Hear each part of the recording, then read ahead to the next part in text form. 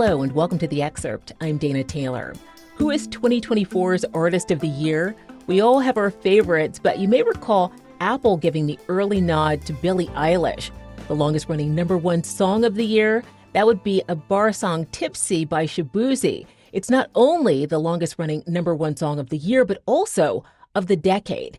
Madonna and Bad Bunny took the top spot on Pollstar's list of the highest-grossing tours of the year. But where did Taylor Swift's Eras Tour land? A decade from now, what will we remember about 2024's Year in Music? Here to break down some of the biggest music stories of the year is USA Today music reporter Melissa Ruggieri. Thanks for coming back, Melissa. Anytime. Great to see you. This year, a diva decided to exit the stage. Adele took her final bow following a hugely successful Vegas residency. Is this it for her? I think it is for a while. She made no bones about saying when she did a show in Germany over the summer that once her residency ended, that was going to be the last that you saw of Adele for a while. And I think she really just wants to go off and relax and nurture her relationship with Rich Paul and maybe have another kid. And, so I do think that as much as she seemed to enjoy this residency, especially for somebody who does not always enjoy performing live, as she has admitted because she gets stage fright, I think she feels like she did it. She can move on now and she could come back in a year or two, maybe even 3 years, and then people are going to be even hungrier for her return. Speaking of Adele, her residency was in the 4,000 capacity Caesars Palace, which had previously been the space designed for Celine Dion's residency. There was this really touching moment when Celine Dion went to Adele's show. What can you share with us about that? I thought that was really one of the biggest moments in pop music this year, actually. If you saw the video of Celine attending one of Adele's last shows, I think it was like the last month or so of her shows, sitting in the VIP box. I think Adele is always aware of who might be coming to the show, but during the portion where she walks out into the crowd when she sings When We Were Young and she talks to some fans, she just made eye contact with Celine. She walked over to her. They were both crying. Celine took Adele's face in her hands, and I just felt like for Celine, that had to be just such a poignant moment to see someone that she admires because she's spoken about her admiration for Adele, but then also in the place that really will always be the palace of Celine Dion. Of course, we saw her at the Summer Olympics in Paris, where she closed the opening ceremony and was just spectacular. She really was. And, some people were saying, oh, well, the music was pre-taped or the vocals were pre-taped. Well, of course they were. So were Lady Gaga's and so was anybody else's who performed at the Olympics because of the weather. You never know what you're going to get. She's at the top of the Eiffel Tower. I mean, you have to anticipate things going wrong. But the vocals she was singing to were her own that she had recorded.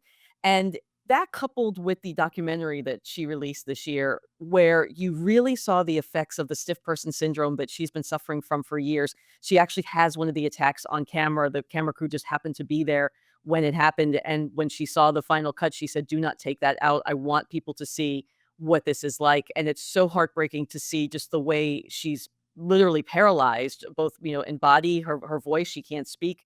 And it happens for about 15 minutes. It's not something that just passes really quickly. So I think if people see that, they will understand why we haven't yet seen Celine come back on stage in any full capacity. Although, from what I understand, the dates at Resorts World, where she was supposed to start her next residency, are still always on hold for her. Whenever she says the word, they're ready to go. 2024 was also the year of the fall of P. Diddy. It may have been the most shocking story in the music industry this year. What do we know about the allegations against him? And do you think the music industry will have a reckoning akin to the one that Harvey Weinstein brought out for the film industry? I think what is happening with P. Diddy is probably a long time coming. And I think the number of allegations against him, you can't really argue that something bad was happening. And he was not treating people appropriately, whether it was in his personal life or at parties or whatever. And, for all the times that he's tried to get out on bail and the judge has always negated that, I think that also shows that while he might not be a threat to society, that he is in jail right now for very specific reasons. And that trial is going to start in May. So I think that's going to be a long process, I think, to see how that plays out. Melissa, we can't name all the artists who've contributed to the world of music that we lost this year. Liam Payne, Chris Christopherson, Frankie Beverly. It is unfortunately a very long list, but I do want to talk about a giant in the industry, Quincy Jones. What a legacy he leaves behind. The first thing that came to mind for me was the album Thriller. What about you, Melissa? Absolutely. I was just listening to a Donna Summer song the other day that Quincy produced, and it just reminds you, as soon as you hear anything that he had his hands on, that he had such a distinctive sound that he brought to Michael Jackson and especially, and The Wiz and all the things that he was involved in during his immense career. And, one of the great privileges of my life was being able to talk to him several years ago. I did a phone interview with him, and it was one of those, "Quincy's gonna call you at 8 p.m." Okay. That's not normally when we do interviews, but okay, it's Quincy Jones. And I had, told my husband, okay, I'm gonna be late for dinner or whatever. This will be 20 minutes, 30 minutes. We were on the phone for almost an hour, maybe even more than an hour. And it was the kind of interview where I was sort of like, okay, sir, well, thank you for talking to me. I guess I should let you go now. But he really loved talking about music and he loved talking about all of the artists that he worked with. We're going to talk about Kendrick Lamar and we're going to talk about Kendrick Lamar and Drake. Kendrick first, though. He had an outstanding year with more to come in 2025, right?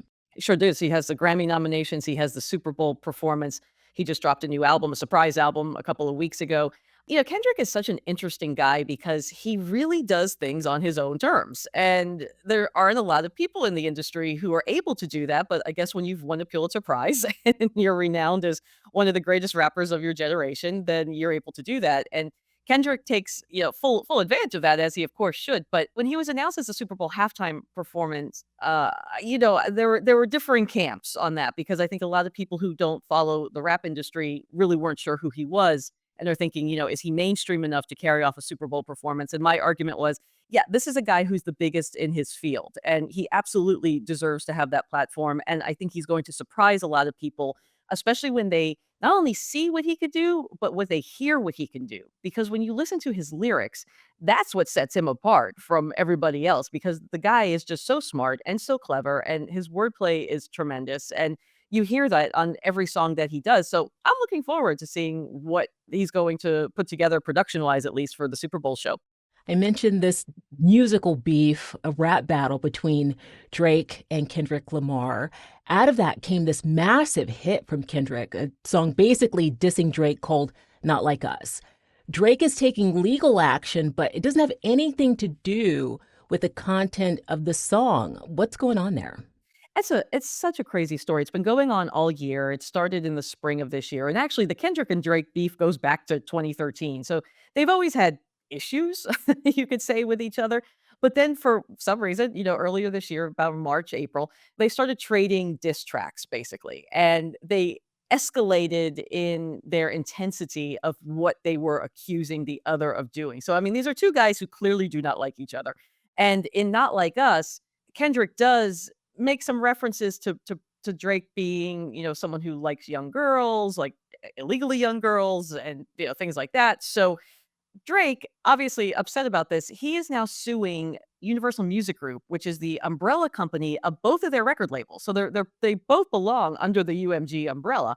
And Drake is contending that UMG was paying Spotify and using bots to boost the popularity of Not Like Us because it's at almost 1 billion streams by now. And that it's, defaming him, that it's harmful to his reputation, and that, he has lost income since all of this started happening. Charli XCX owned the summer of 2024, which became Brat Summer. Did you have a Brat Summer, Melissa? I missed the boat on that. What did that entail? I had a hot summer. I don't know about a brat summer, but Charli XCX, she's been around for a long time. She had a hit a decade or so ago with Boom Clap, and then she worked on Fancy with Iggy Azalea. And people like knew who she was, but again, she was someone who was really more in the background as a songwriter who poked her head out occasionally, and then just exploded this year with Brat, and then with the dance craze on TikTok and everything that came along with that, everybody changing their backdrops on their social media to the brat green color, including Kamala Harris when she was running for president. I mean, everybody kind of seized this term as we tend to do, especially in the summer, because we always have to have some tag that goes along with a summer song, right? It has to be the summer of something. And Brat was really just an attitude, is really all she was promoting with that. And you saw the word of the year this year is demure. And I guess you could take demure and Brat and combine them, and you have like a Charli XCX type of personality who just seems to just not care what people think of her. And it's really just sort of the attitude of doing your own thing, instilling confidence in yourself to be who you are and be brash about it, and just be cool about it too, you know? I mean, so I think that's what the essence of brat is. Whether I had one of those summers, yeah, debatable. I know that I didn't. Now that you've Yeah. described it, I know that I didn't. This was also the year that Beyonce went country or country plus with Cowboy Carter. Where has she seen support for her foray into the world of country music, and where has the reception been more lukewarm? The pop industry has always been more willing to embrace country artists, and the country industry has been willing to embrace pop artists. And I think that's a lot of what happened with Beyonce, because you look at someone like Post Malone, who 10 years ago was doing songs with rap artists, and now he's gone full fledged country, and Jelly Roll, who sort of arrived as this hybrid of country, rock, rap, a little bit of this, a little bit of that.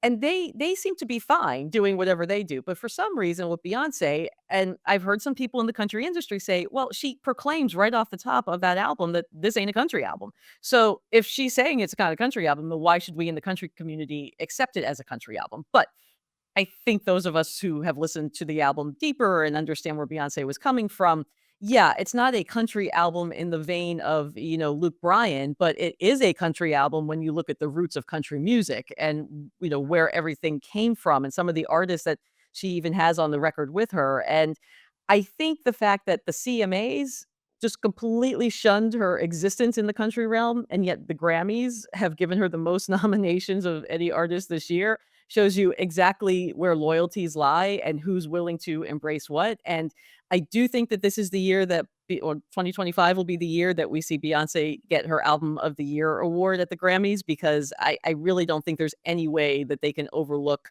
what she did with Cowboy Carter and just really what an amazing piece of music work that it is. Women continue to dominate pop music. Does Sabrina Carpenter win the award for making this year fun and spicy?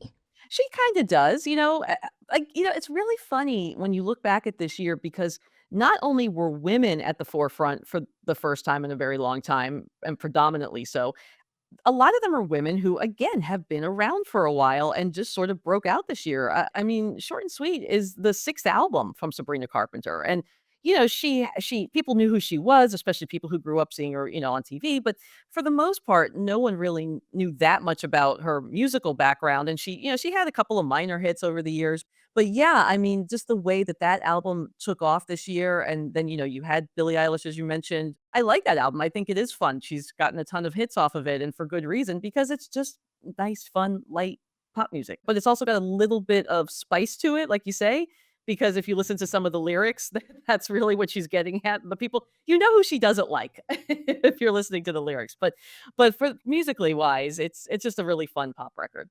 And finally, I mentioned the highest grossing tours of the year. It'd be impossible to do any sort of music wrap up and not mention Taylor Swift. Did she work this year, Melissa?